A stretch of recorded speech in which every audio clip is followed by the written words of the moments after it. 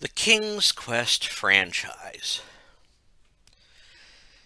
You know, I have debated doing this one, in part because I couldn't get number 8 to work on my current computer. Which, that's actually one of my favorites of the King's Quest games. But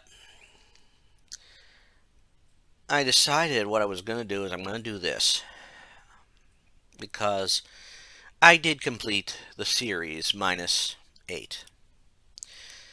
And the King's Quest title that the Odd Gentleman put out, it's more like an alternate timeline from the franchise.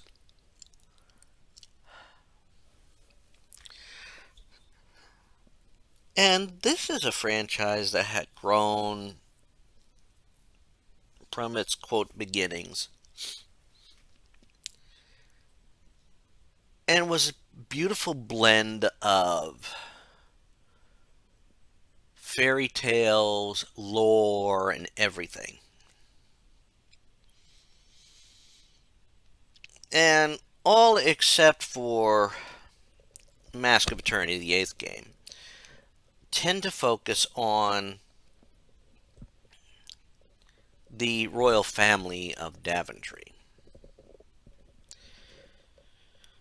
And I'm going to take a little liberty here because I'm going to mention the books as well. Because technically they are part of the franchise, if not because of the long gap that is set between, quote, 2 and 3, as well as the gap that I believe that there's a gap too between five. There's a gap between 5 and 6. So I mean, it actually does. The series does start with humble beginnings. You play Sir Graham, last name never given, and that was mainly because I don't think he ever really knew knights' last names.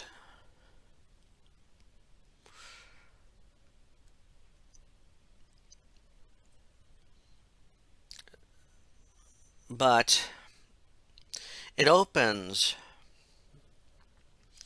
with Graham being called by King Edward the Benevolent, who asks him to retrieve the three sacred treasures of Daventry. And so, as Graham, you must quest through Daventry, solving puzzles. And this was like this franchise is often, quote, put forth non-violent solutions, fair, score better.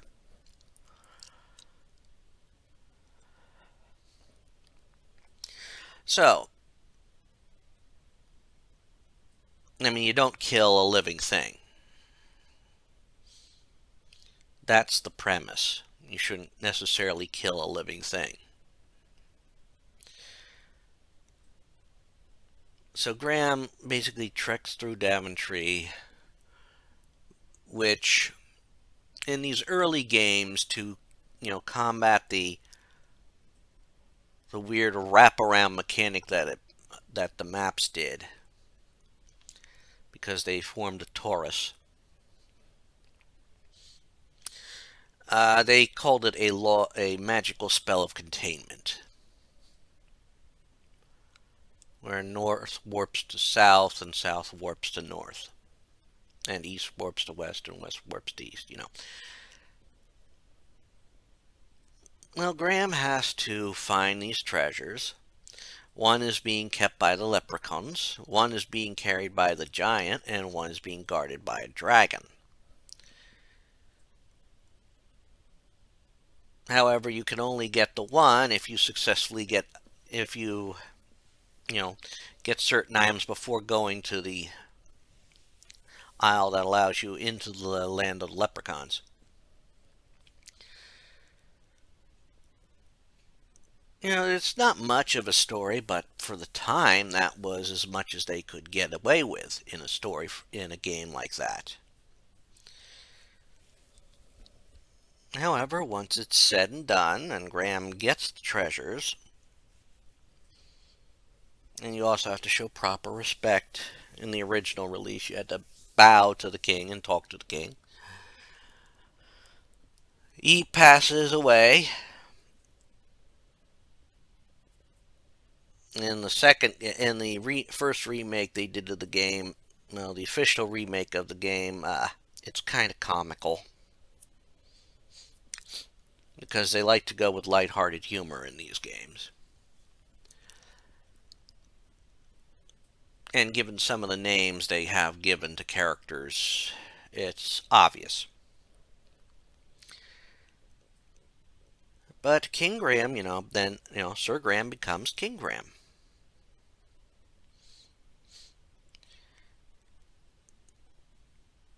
However, as the time goes by, he's lonely as king. He needs a queen. And then one day he gets shown in the magic mirror a beautiful woman who is trapped in a tower. This is Valanice of Daventry, or this is Valanice of Kalima. So Graham heads off to Kalima, taking off his crown and putting on his adventuring cap, because trademark!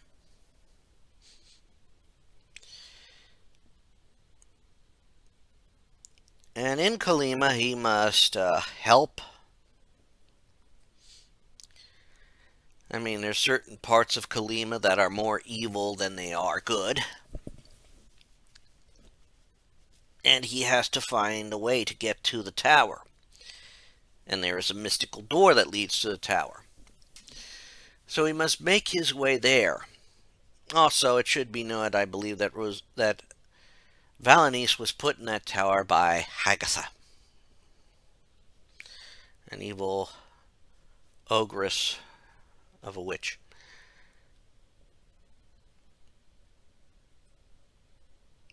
So you must now defeat her, or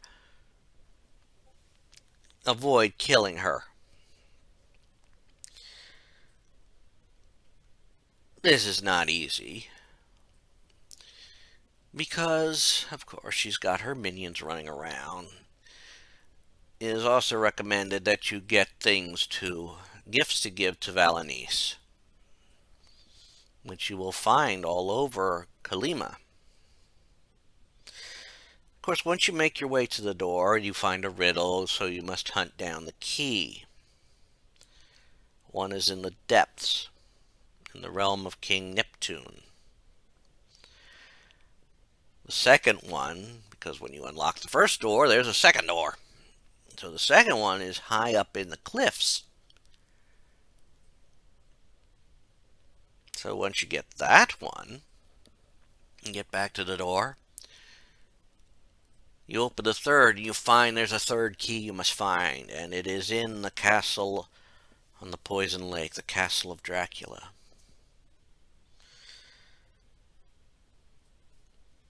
Now, this is where things are tricky. I mean, of course, one is you have to, of course, you can only approach these doors.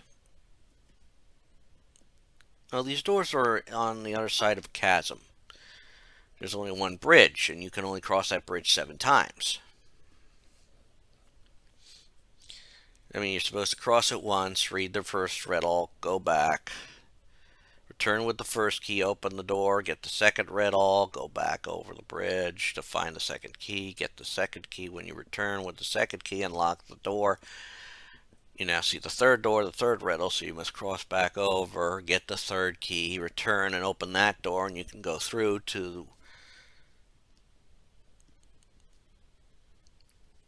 what is apparently I'm guessing, a gate to the far west of Kolyma. It should also be known that Kolyma is the first area that doesn't have the east-west rule. It's only north-south. Of course, in the light-hearted humor way, they throw in some nice little Easter eggs and jokes. I mean, let's face it, if you approach Hagatha's cave at the right time, the Batmobile comes out with the theme from the 1960s Batman playing.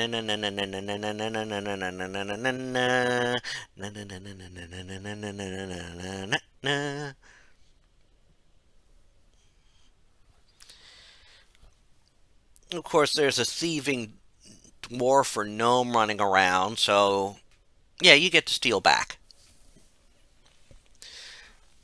But you also run into Red Riding Hood and Grandmother and the castle, which has one of the nefarious maze type puzzles, unless you get the right item to prevent you from falling to the poison sticker bushes there.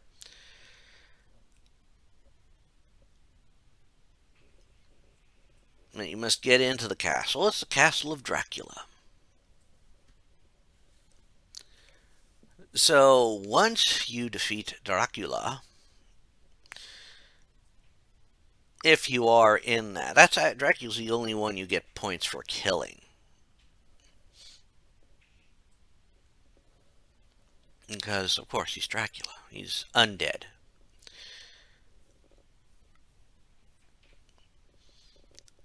You then travel, get that key and travel to the eastern part of Kolyma, befriending a magic fish, which takes you to the island that the tower is on.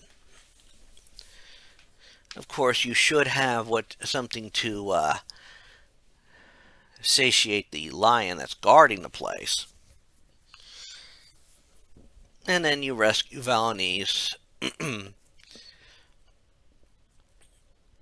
and you return technically home, but you end up in the monastery where you two get married. And this then begins the, quote, long gap between the setting of King's Quest II and King's Quest III.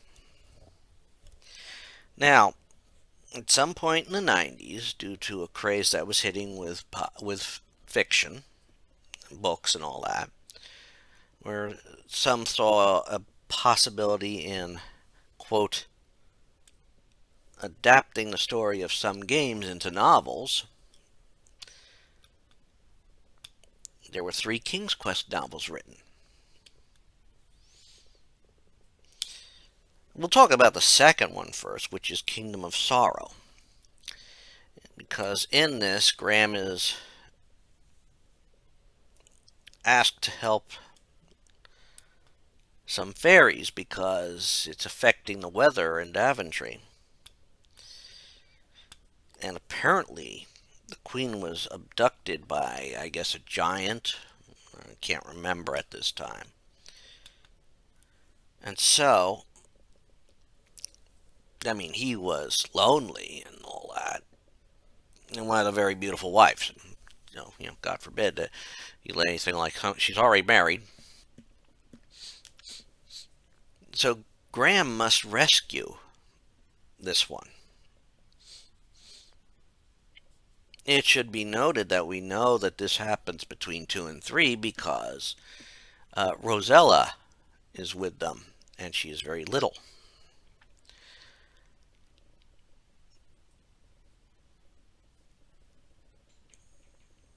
And so, of course, King Graham makes his way to this giant's place and is able to outwit the giant, I believe, and eventually free the queen of the fairy queen, which returns the weather to normal amongst all the other areas.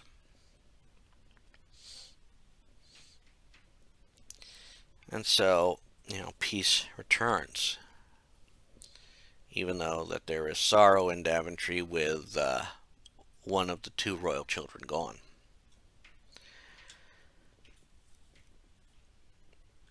Then we move on to the next book. Well, the third book that was made, and that's called See No Weevil. And this time, the royal family is supposed to attend a special event. Rosella, now a teenager, and becoming a woman, she does not want to go, so she pretends to be sick with a malady.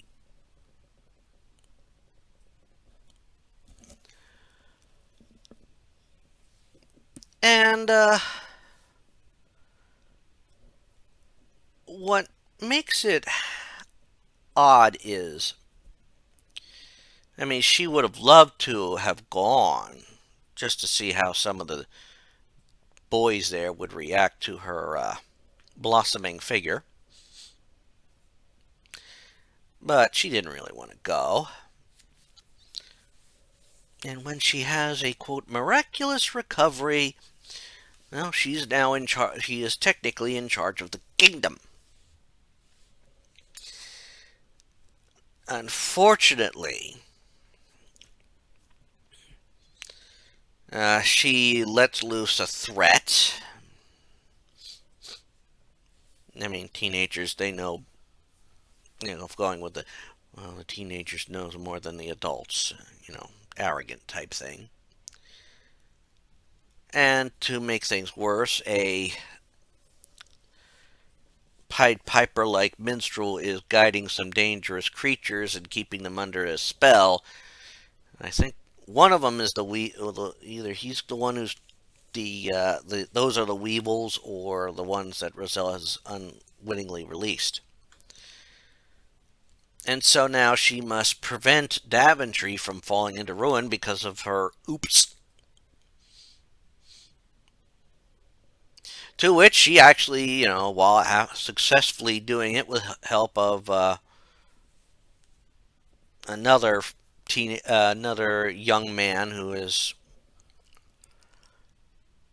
a little bit wiser than his youth would suggest, they managed to save the kingdom of Daventry from these ravenous creatures. And what happens?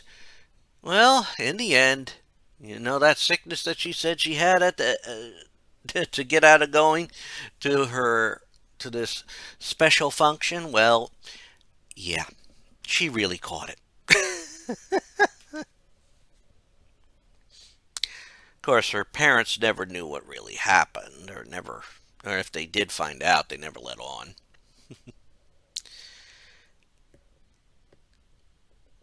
But then we move on a few more years, and we are on to King's Quest 3. People were worried at the time of King's Quest 3 because it wasn't King Graham. But what is revealed is, well, you play as a young man named Gwydion, who has been a slave to Manannan since he was a child. He is reaching his 18th birthday. Slaves of Manannan don't live past 18. So knowing his time is running short, he obviously wants to get out from under this evil wizard's thumb. So he must figure out a way to, one, incapacitate the evil wizard Manannan. Two, get out of the land of Ludor.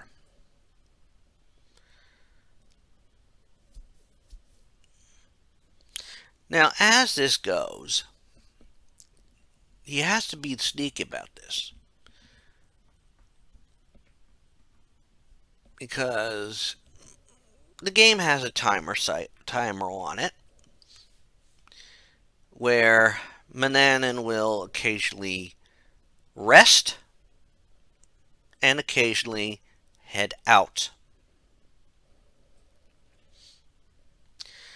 You also have to do chores for Manannan when he orders you to, because if you don't, you get punished. And I'm talking punishments like being hung from the ceiling. Of course, if you're caught with any magic items, he'll kill you. So you obviously need to search for stuff, both in Ludor itself and in the house. I recommend searching the house when he's out and when he's asleep, going out, trying to search the land and learning the timing for each. This is why the timer's on the game. Now, it's not all safe in Ludor. I mean, Manannan rules over it with an iron fist. There is an oracle in Ludor, which is unfortunately guarded by a giant ass spider, so you have to get rid of the spider so you can talk to them and find out stuff.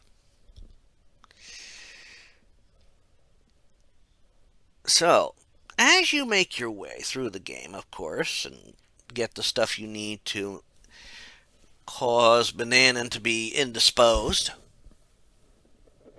and getting what you need for spells to make things work. Of course, you then learn, once you're able to get at the Oracle, that Gwydion is actually named Alexander, and he is the heir. He is the prince of Daventry. You also learn that his sister, twin sister Rosella, is being offered to a three-headed dragon that is now terrorizing Daventry.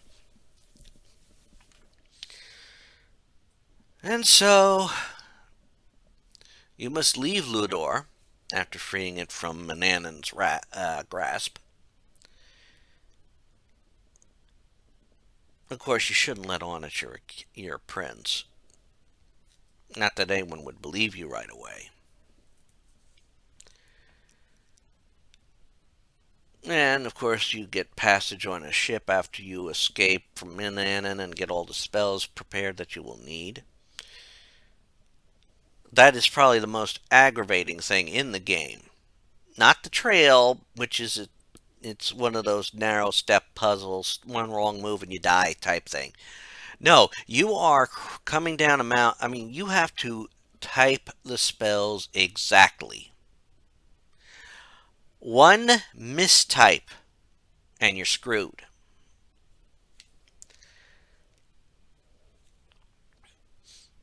Well, once you do that, of course, you probably purchase on a ship. Oh, wait, it's a pirate ship. You've just been shanghaied.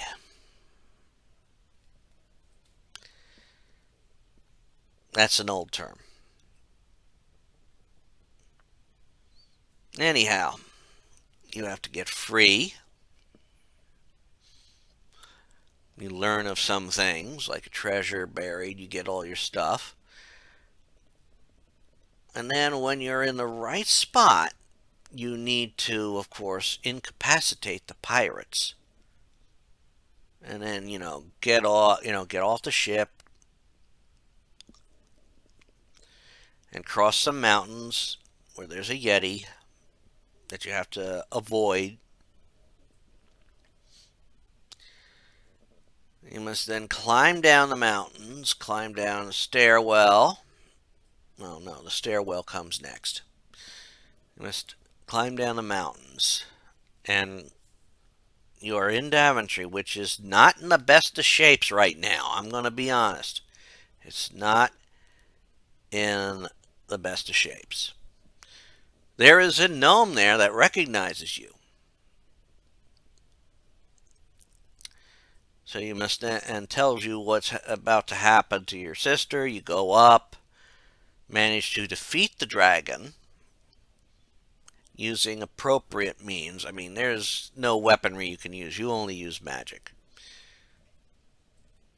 This is where we start really getting away from avoiding non-violent paths.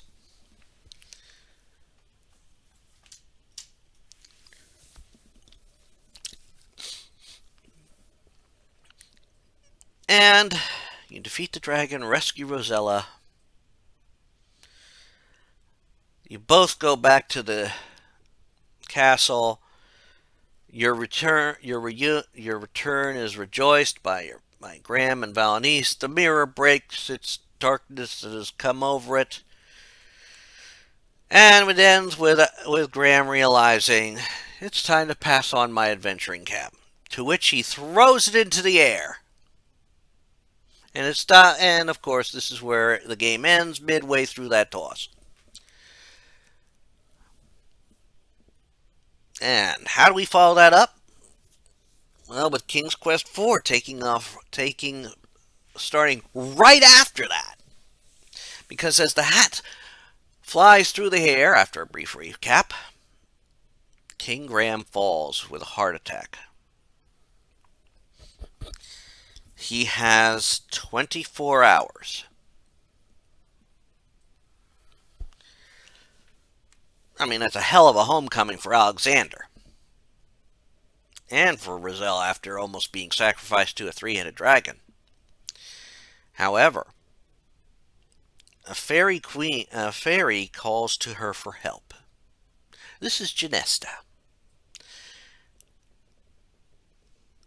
And she needs Rosella's help. Genesta, too, is slowly dying. In fact, the more she uses the magic, it seems to hasten it.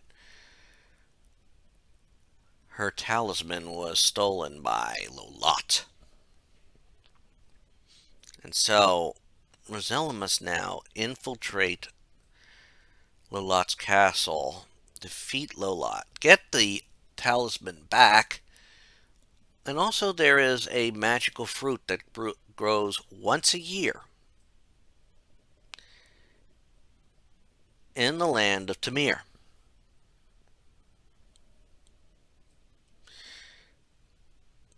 Tamir's location is sort of to the according to lore, it is to the east of Ludor.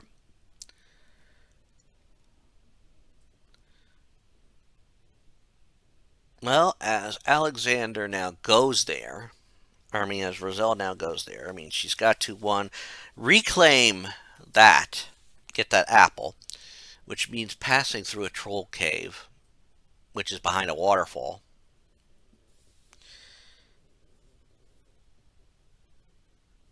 And there's also a bombless chasm in it, and a snake guarding the fruit. Rosella must get everything together that she needs to also fulfill her, to infiltrate Lila. And of course, just so she doesn't, raise too much suspicion, Genesta has made her look like a peasant girl. Obviously, a princess is going to stand out in this land, and that'll raise Lolot's suspicion that Rosella is trying to help Genesta. Of course, when you go to approach Lolot's castle, she has you captured and decides, all right, because apparently Lolot's son, Edgar, has taken a fancy to her. And so Lolot will free Rosella properly if she performs 3 tasks. Task 1. Capture the unicorn in Tamir.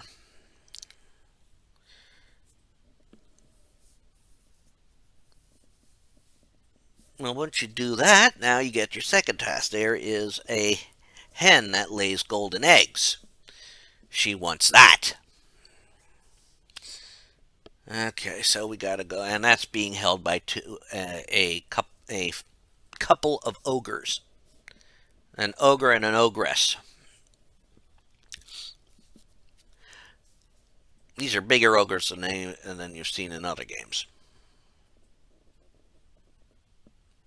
So once you are successful in getting the hen, which requires some subterfuge and hiding,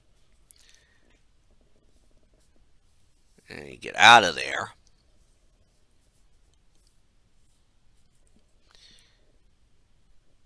you are then tasked with finding Pandora's box. This can only be done at nighttime. And to complete this, you must go in a scavenger hunt for the ghosts in the haunted Wheatley Mansion. Don't think it's ever properly named in the game, but I could be wrong. So once you complete all that and get back to Lolotte,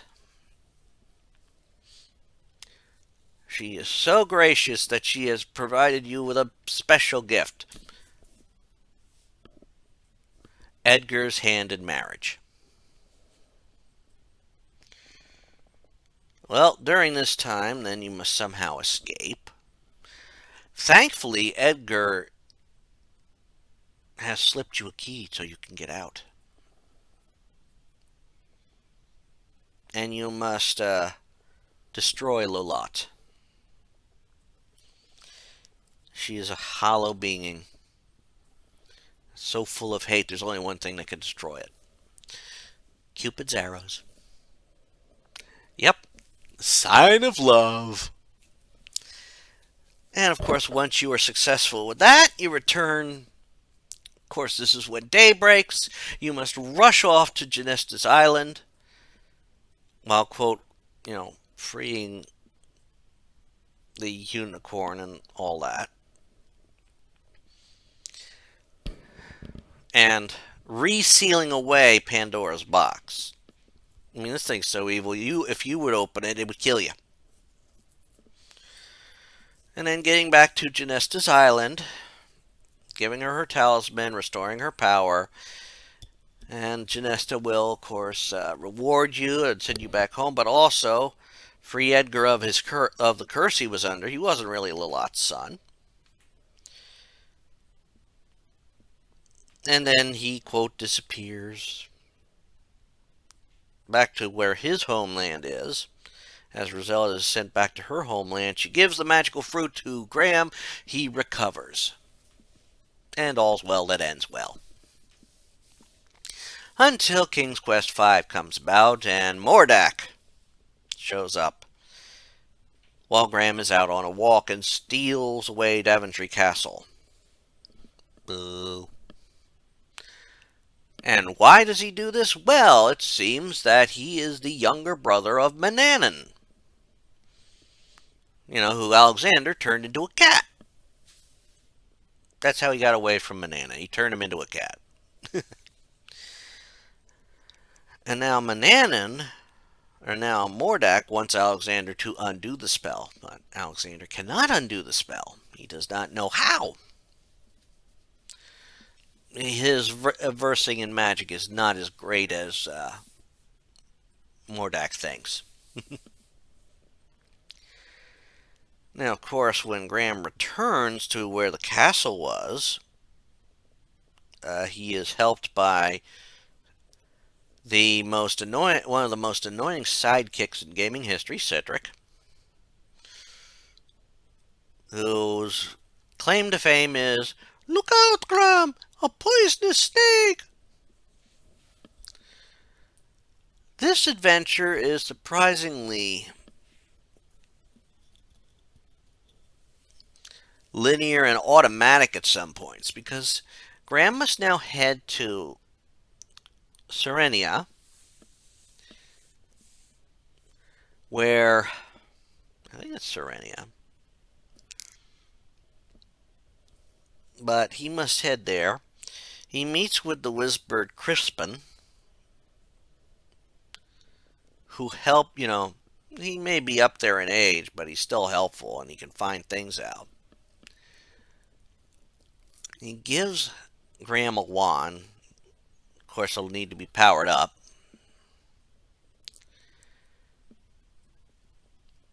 Graham goes about the land, getting things, making good deals to get help and all that. Although some of the help is not necessarily, you know, easily revealed. I mean, let's face it, you need the help of a mouse at some point. But in order to save the mouse, you have to save the mouse at the right time. And it's only when you walk onto a certain screen and the cat starts to chase the mouse. You gotta, throw a shoe at the cat to get basically distract the cat and chase it off. It's not very obvious there.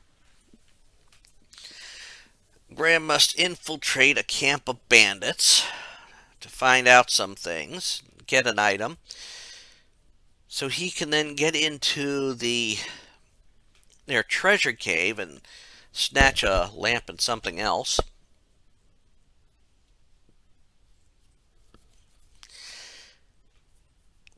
He will talk with individuals, learn things. He will learn of and help individuals there.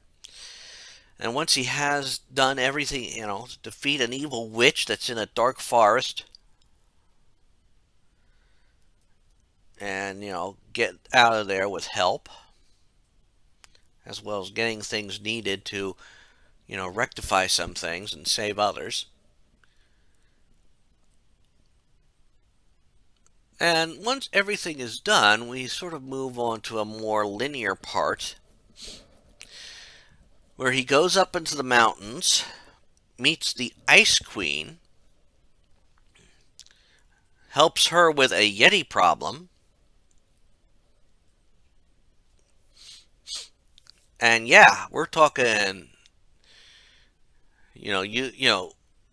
one of the more funniest ways to defeat a foe in these games. Slapstick comedy, pie in the face, getting a crystal that you'll need later, and then being allowed to move on, getting caught by a rock, escaping in time.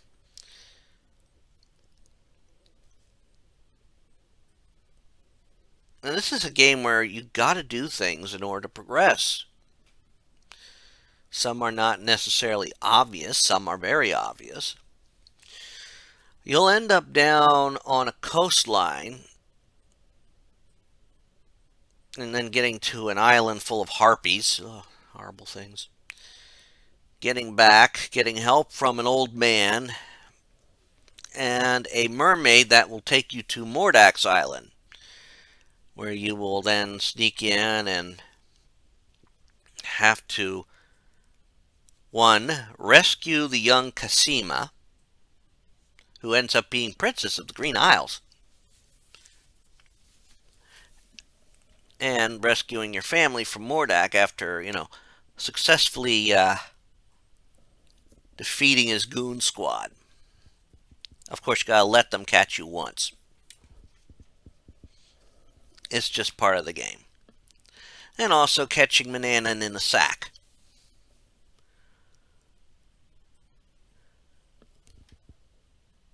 Now, once that is done, and you successfully escape, yay!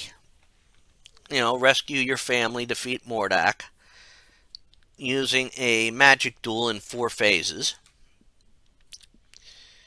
You are returned home. Alex has become smitten, but he's also a little bit despondent. However, between the events of King's Quest V and King's Quest VI, we have a disaster happen. The floating castle, in which this evil wizard, he is a king of kings.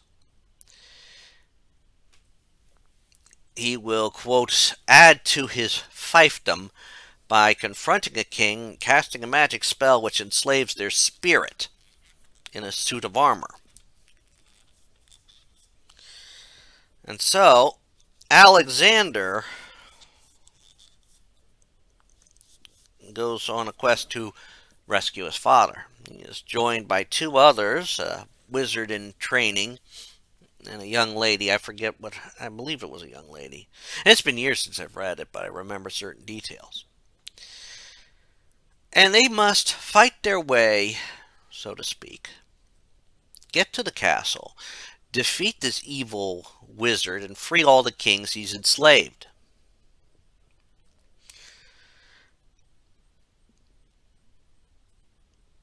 And if you do not know the storyline of the games, you worry that Alexander might fall in love with this lady, the lady that helps them in all this, but he doesn't.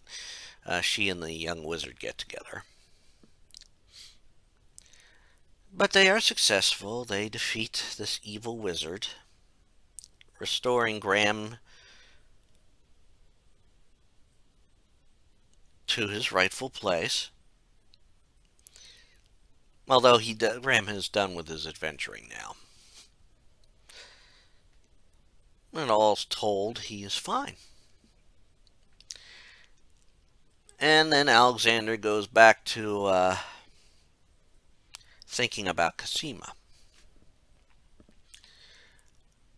And then we have a revelation happen. And this is how 6 starts. An image of Cosima appears in the magic mirror. She is, she does appear to miss him. And Alexander gets an idea of where to go because of the stars. Now, I guess being a servant boy, slave to Manannan, had some benefits. I mean, he learned how to navigate by the stars. I don't know how, but he did. And so Alexander goes on a trek to the Green Isles. Unfortunately, a storm hits the ships. Most of the crew survive, but Alexander is, knocked overboard and he ends up on the Isle of the Crown, which is the main island of the Green Isles, where the kingdom of the kingdom is. And he finds out that from the Grand Vizier, because that Cosima's parents have died, she is, quote, in mourning due to the traditions. But apparently she's to be wed to the Vizier. That don't sound right. But we also notice that the Vizier has an assistant with golden eyes. This is the Jinn, Shamir Shamazel. Now, by going to the village, we learn some things. People do not trust the Vizier. Well, technically, even the guards' dogs don't trust the Vizier, but they serve the crown, so they have, quote, have to.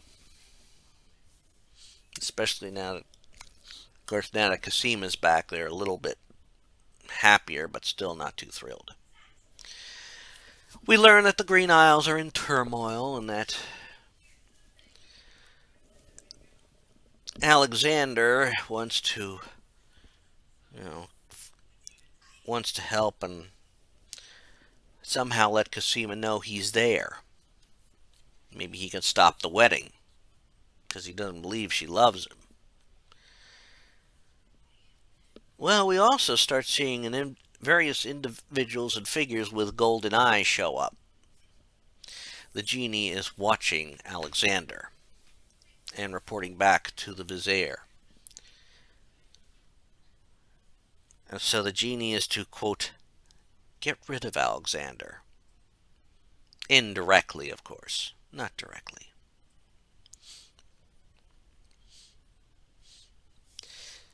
Well, in the course, you find out that a strife has been caused on the islands because somebody has stolen something special to each island of the sub kingdoms there.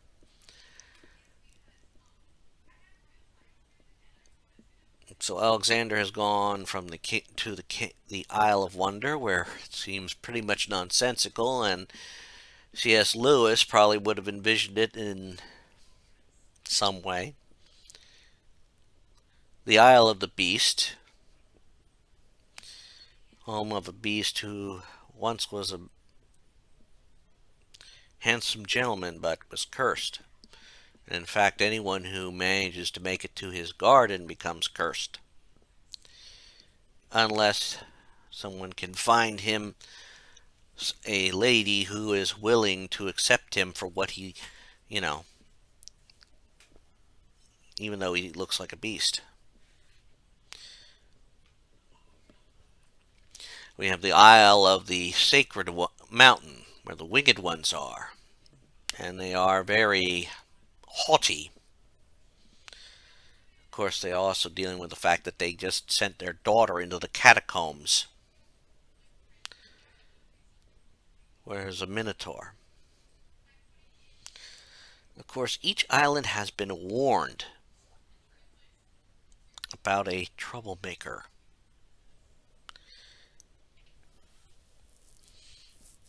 Now, Alexander in his journeys is able to do things. For one, he's able to rescue the princess. His arrival has also been foretold by the oracle on the mount of the great mountain, great sacred mountain. So, the winged ones have done what they can to honor both the vizier's wish to have Alexander executed, but also to honor what the oracle wants.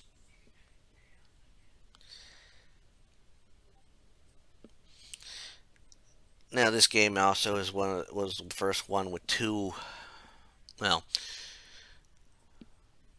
an ending with the maximum path and an ending with the minimum path.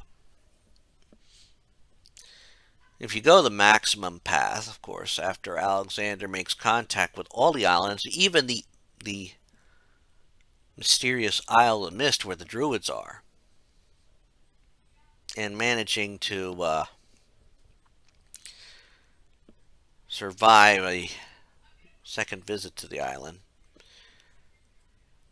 he manages to get some magic tools to, one, fake his death, and then two, to sneak into the castle, into the dungeon area. It should be noted that although sneaking into the dungeon area, he has also managed to go to the land of the dead and rescue Cosima's parents. Once that is done, of course, they are going to rally troops together.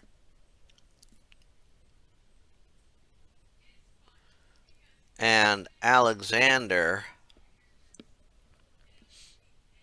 manages to, get in touch with Cosima in the place, find the treasures that were stolen. Here it was Shamir who stole them to help set the isles against one another.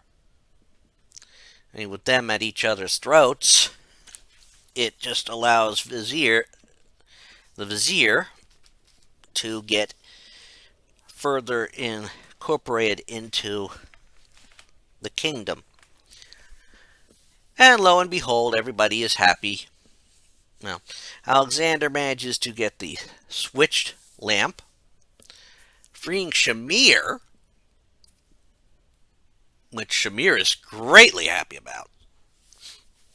Jinns are not quote, the jinns aren't supposed to be necessarily evil.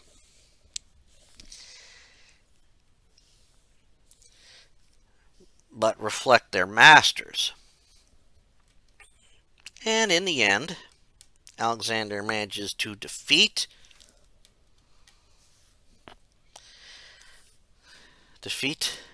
Abdul al-Hazred, the Grand Vizier, and succeed and become the new king of the Green Isles, because if you do it that path, with rescuing the king and queen, they will give up their throne because they're getting too old, and they just, give it to Alexander Kazima.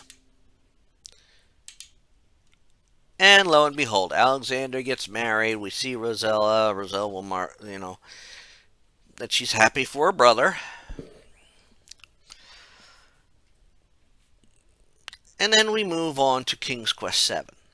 And King's Quest VII is the last of the games with the royal family. It's also the first game to feature Queen Valenice as a playable character, and the second to have Rosella as a playable character. It's the first time you play as two members of the royal family here. And of course, it's a Rosella dealing with the typical problems with being a princess, i.e., you gotta get married to a prince. And she can't find any, quote, prince that's up to her standards. She'd rather have some adventures and still have some excitement in her life before getting married. And in a pond, she gets a glimpse of Etheria. And a magical creature zooms out of the pond. All this while Valenice is trying to talk to her. And Rosella, being impulsive and all that, jumps into the pond, which turns out to be magical. Valenice sees this, jumps in after her, and they get transported to a mystical land. And their adventures sort of happen somewhat simultaneously,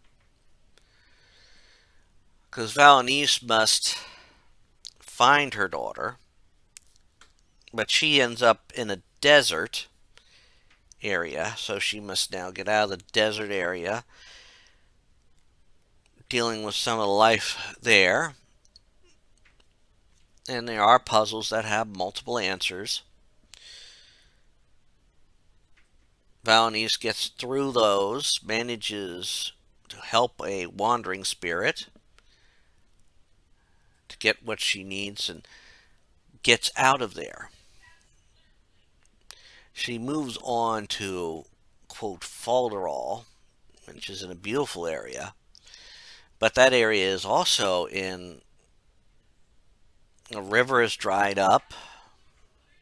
The plants are not doing well, because two figures there, Ceres and Attis, have been put under curses by Malicia.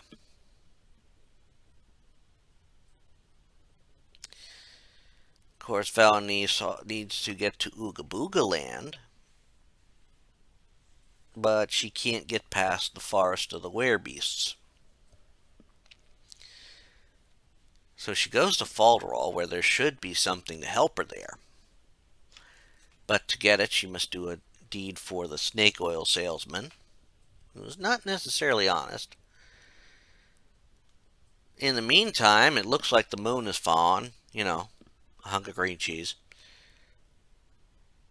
Of course, she's now accused of trying to steal the moon, so she must restore it up there. And then once she gets what she needs and gets over to Ooga Booga Land, she finds out things aren't all necessarily great over there. And she must then restore Count Tepes, who is the true ruler of Ooga Booga Land. And they must do something because the volcano appears to be ready to explode. So she heads up to the land of the fairies, helps them out, or is able to help them out, including the one in charge of the dreams, Mab. And Then when the king and queen head off to, quote, contain the volcano, it's like, what about my daughter? Well, all this time, Rosella is got pulled into the volcanics underground where the trolls are, turned into a troll. She was pulled in by a fake king. She must, of course, first become human again, getting help from some of the trolls down there, including King Otar's nursemaid, who realizes this is something wrong with the king. We get tipped off that we also meet Militia for the first time, and she's controlling this fake king. See, she wants this fake king to set off the underground volcano, causing a massive explosion that will destroy, a lot of things. Hopefully the world, in her case. She then, of course, Rosella is now going to get in the way of that, so she knows she's got to stop Rosella. Rosella gets what she needs, becomes human, and manages to escape, heading up to Ooga Booga Land.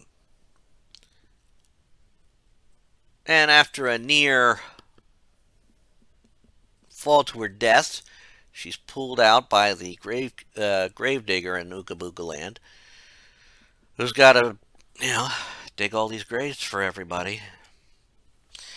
Of course, she helps him get something he needs, which also allows her to help others in Ooga Booga Land and avoid the dangerous ones like the kids and the boogeyman. And Rosella manages to find King Otar. In fact, he's kept in the boogeyman's lair, which is where she has the gravedigger use his machine to dig a grave for her. So once she manages to, rescue Otar after being discovered by Militia and then locked into the thing, and she and Otar now work to escape. Otar turns into a scarab using his magic wand.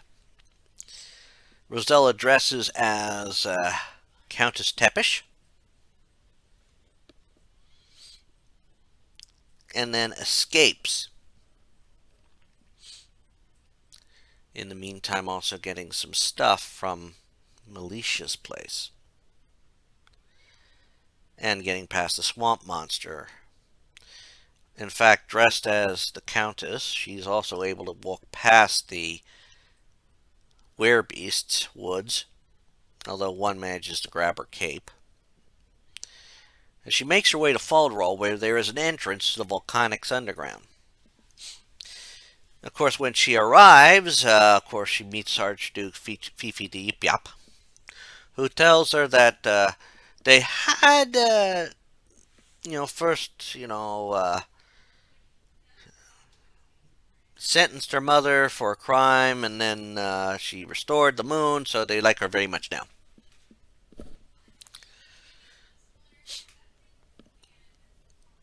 And of course, in a bathroom in Archduke Fifi de Yip Yap's place, you find the secret entrance to the Volcanics Underground. You go down there with King Otar.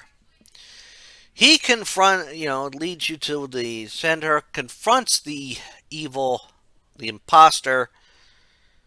Of course, once we use the wand on the imposter, we find out that the false Otar is Edgar. We also have the device which is supposed to defeat Militia, but it's got to charge up. Of course, she stumbles upon us after we have defeated, revealed Edgar. Militia transports him away, then transports you into the volcano, as Rosella. She gets out of there, makes her way back to the control center, wakes up Otar. Otar stops the explosion from happening.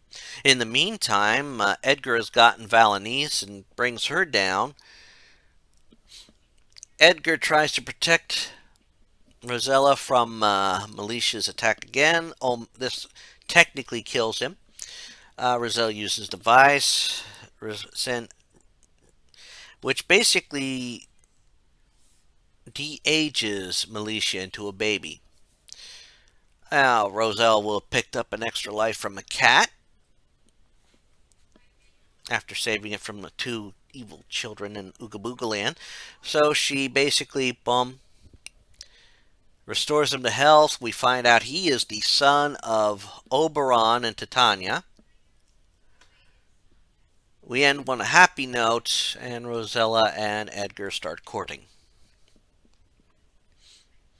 Yeah, he learned, or he remembered not to suggest marriage right away. And that does end the adventures of the royal family. Now, in the 8th game, we play as Connor. And an evil wizard has broken the mask of eternity. And has caused pretty much every human to be turned into stone, except for Connor. And one wizard who managed to cast a spell before it hit that, well, he's only half stone. He can't move from his spot, but he can help Connor as an advisor. There's also a child that has avoided the curse because the child followed their brother into the land of into the dimension of death. And death is not in control of the underworld anymore. So as Connor, you have to set things right. You have to reassemble the Mask of Eternity. This involves a very, very long quest. Of course, Alexander must retrieve part of the mask in Daventry and, take care of all the problems there, solving some on... And this is the first three-dimensional 3D, and so far, well, first 3D King's Quest game. He must successfully, defeat the goons that are running around, the brigands and all the creatures. We come across a unicorn that has been cursed because a swamp hag stole its horn.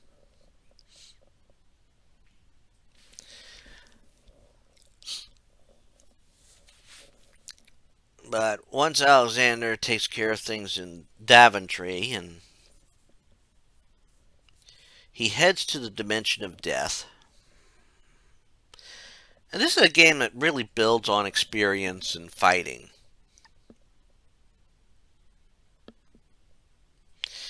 The dimension of death is like a giant maze where you have to basically get rid of the... You have to heal the heart in the underworld, balance, things, return peace to the underworld, destroying a lot of skeletons in the process, maneuvering through a maze, opening portals to each item,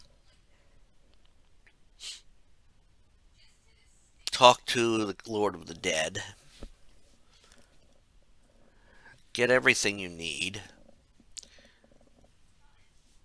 meet the ferryman, and the ferryman cannot take you across the river to where there's a second exit to the realm of death. He can tell you how to get to it.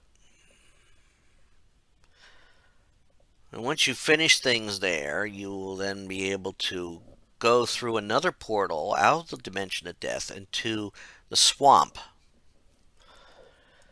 where the swamp hag is. You will have to fight things, find another piece of the mask, successfully defeat some foes, creatures in the swamp,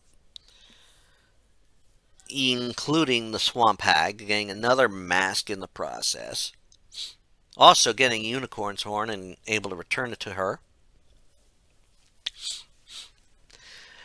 You then get pulled into the Lord of the Swamp, Lord Muck, King Muck, something like that. Giant snail basically opens a portal, transporting you to the gnome underground, where you or gnome or dwarven underground, one of the two, where you meet with them and you find out there is no path out of there. In fact, they've been all sealed in. And there's rock creatures about. There's also a giant. There's also a worm-like monster, or a drake worm, something like that. So you've got to defeat that, and you've got to help them with a device that will allow them for you to transport to the next level, which is the Barrens, a very fiery place. And you'll have to defeat some creatures there.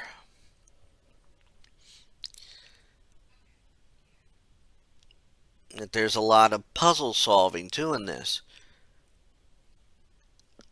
I mean, to get at where this vicious creature is, you have to be able to, move a boulder around and have it roll down a slope to break the wall. And once you get everything and then you get transported, you can head to the fiery realm, dealing with the beings, the weirdlings there, and solving more puzzles to get, another piece of the mask, I think. I think the last piece of the mask is in the temple in the sky. So, you're getting, you get the piece that's in the Barrens, infiltrating a lair of fire trolls who have captured the Ice Queen. Another Ice Queen. So you rescue her, send her to the then follow her to an elevator to the frozen, eventually follow her to an elevator to the frozen reaches, where you have to, free a frost dragon who could take you to the other side. You have to beat snow men and snow creatures and ice trolls. For getting to an area where there's this drake, a two-headed drake, you have to slay that so you can get through that. Of course, all this time also getting the fourth piece of the mask, making peace with the griffins,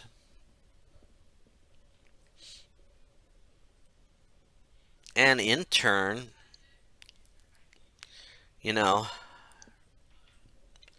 griffin folk. Of course, then once you beat the drake and get to the next, an area of paradise, a place to, quote, rest up, and is your only portal to the temple in the sky. And once you get to the temple in the sky, you are making your way up. And of course, all along this, you are learning things. You are learning your foe is named Lucretio. And he's the one who broke the mask for power.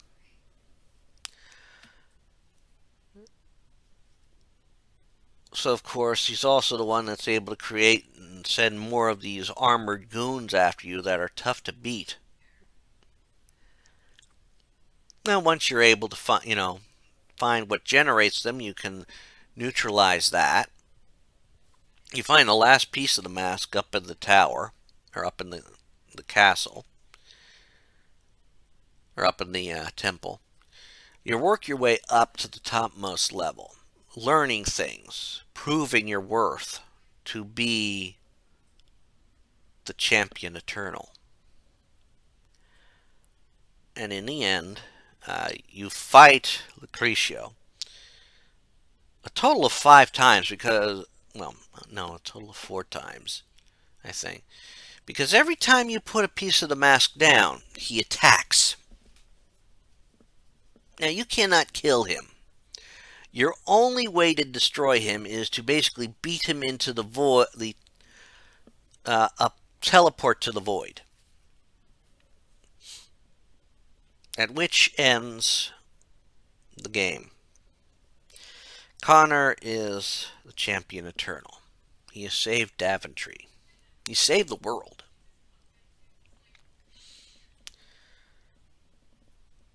And that's where the King's Quest franchise, quote, ended. Now, I do know of the Odd Gentleman's game, King's Quest, which is sort of somewhat King Graham telling his granddaughter, who is the first daughter of Alexander and Cosima, about that. But his stories are a little bit off from what the original stories were. So it's kind of hard to say. I mean, I think in ways it's a reboot or a retelling, or a way of a reboot to the original. And there is, of course, the ninth game, the fan-made ninth game. I think it's called The Silver Lining. Of course, I also have my own stuff up, the Revenge of the Black Cloak Society. But this was a game and a franchise that was held as the gold bar for games, adventure games, even for some point and clicks. It was a good series. It still is. I wish I could have played King's Quest 8, but I do think that's more of a one of the copy protection features they couldn't get out of it. But that's all I'm going to say about the King's Quest franchise. I do recommend you play them. If you're able to play all of them, that's great. You can find pretty much the first 7 anywhere. The books, if you can find the books, I would recommend them. They're a good read.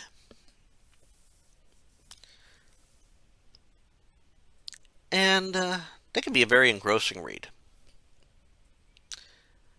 And that's all I'm going to say about the King's Quest franchise. I thank you for listening, if you have, and take care until next time. Bye.